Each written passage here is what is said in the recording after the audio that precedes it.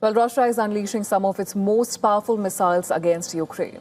Ukraine's air defenses are struggling to keep up as stocks of interceptor missiles run dangerously low.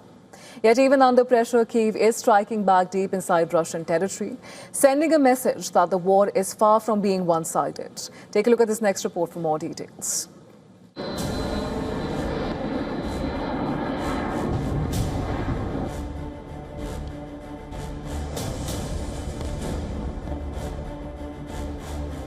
The skies over Ukraine are becoming harder to defend. Night after night, Russia is launching waves of drones, cruise missiles, ballistic missiles and hypersonic weapons at Ukrainian cities.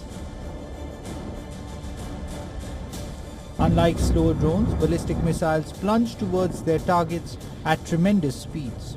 Hypersonic weapons such as the Zircon are even more difficult to intercept, compressing reaction times and testing air defense systems to their limits.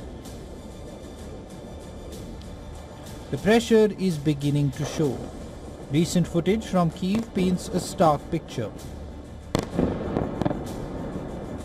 In the Golosivsky district, 4 Russian missiles slammed into targets in less than a minute.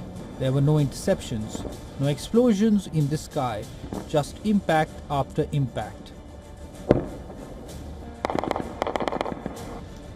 The devastation shows what President Volodymyr Zelensky has been warning.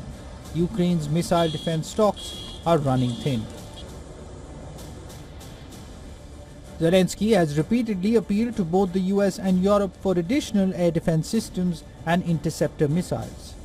He is urging Washington that shortages are becoming critical, but Western allies face their own production bottlenecks and depleted stockpiles, making immediate deliveries difficult.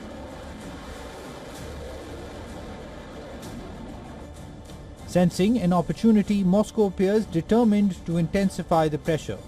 Russian officials have signaled that large-scale strikes will continue. But Ukraine is not standing still. If Russia dominates the missile war, Kyiv is trying to dominate the drone war.